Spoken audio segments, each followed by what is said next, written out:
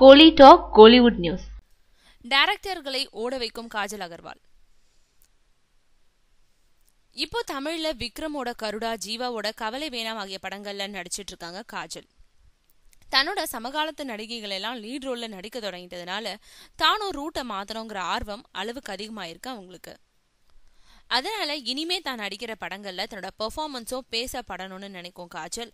தான் கிட்ட கதை சொல்ல வந்த சில டைரக்டர்கள் கிட்ட மொத்த கதையும் கேட்டதும் இந்த ரோல் ரொம்ப சாதாரணமா இருக்கு, சினிமாவில் புதுசா என்ட்ரி ஆகும் நடிகைகளுக்கு தான் இது பொருத்தமா இருக்கும்.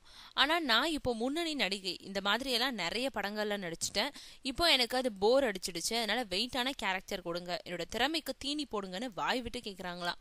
ஆனா நயன்தாரா, த்ரிஷா போன்ற சில நடிகைகள் நடிச்சா லீட் ரோல்ல தான் நடிப்பேன்னு அடம் பிடிச்சுக்கிட்டு இருக்கிறதுனால காஜலாவது செட் ஆவாங்களான்னு போகும் டைரக்டர்களுக்கு அவங்களோட இந்த பதில் ஏமாற்றத்தை கொடுக்க அவங்க கிட்ட இருந்து தப்பிச்சு புதுமுக நடிகைகளை தேடி ஓடிக்கிட்டு இருக்காங்க.